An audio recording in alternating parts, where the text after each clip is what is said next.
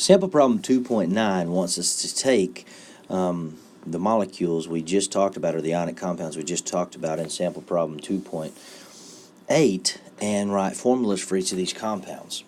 So, how we do that is we have to first determine the charges on the ion. So I'm going to write A, and then I'm going to write the magnesium ion, or the symbol for the magnesium ion. I'm going to figure out what kind of charge it has. So remember, we have to figure out the closest noble gas. It's number 12. It's closer to number 10 neon than it is number 18 argon. So it's number 12. It has to lose 2 electrons to get there. So it's going to have a 2+ charge. So I'm going to write that down. The other one, the anion in this case, is nitride. So I'm going to write the symbol for nitrogen.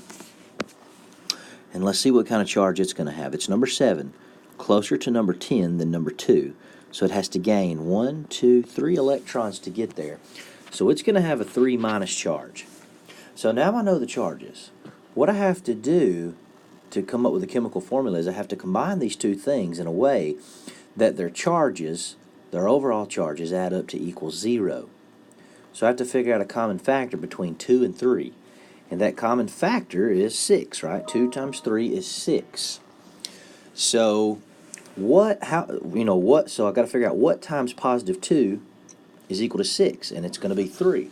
So that's how many magnesiums I need. I'm going to write Mg with a little subscript 3 to indicate that I need 3 of those, and then I'm going to need 2 nitrogens. So Mg3N2, because 2 times negative 3 is negative 6. So then positive 6 plus negative 6 equals 0. B, we have cadmium iodide. So let's find cadmium on the periodic table. Let's see. Cadmium's number 48. Now, this is the first time we've come to one of these metals that's a transition element. You can't simply look at the periodic table at this transition element and figure out which noble gas it's closest to. That's only the way main group elements work. Transition elements work a little bit differently. So let's go ahead and look at iodine first. Number 53. It's closer to number 54 than 36, so it's going to have a negative charge. So I'm going to write I minus.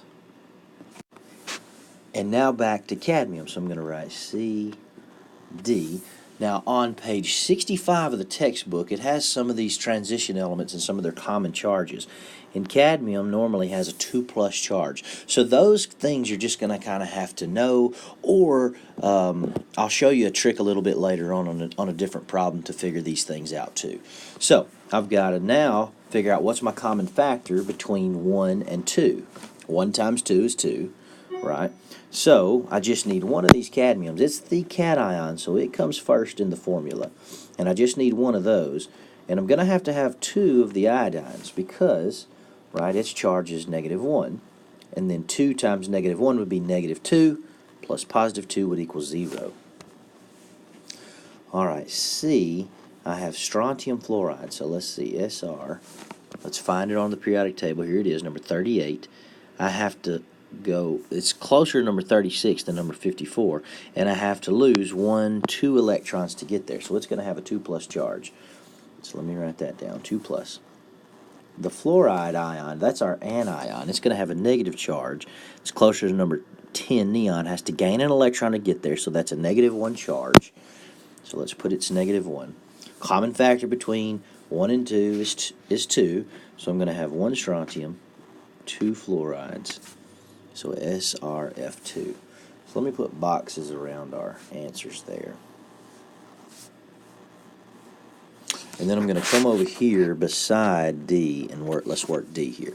So I have cesium, Cs. That's our cation. It's going to come first. And it has a +1 charge, right? It's number 55. It's closer to xenon, so it's going to have a +1 charge. Sulfide, let me put my plus there. Sulfur is number 16. It's going to have a 2- charge. It's closer to argon, has to gain 2 electrons to get there. So 2-. So the common factor again here is 2. So I'm going to have 2 of the cesiums this time and just 1 of the sulfides, right? Because 2 times plus 1 is positive 2, and positive 2 plus negative 2 is 0. And then let's put our box around that, and there are all of our answers.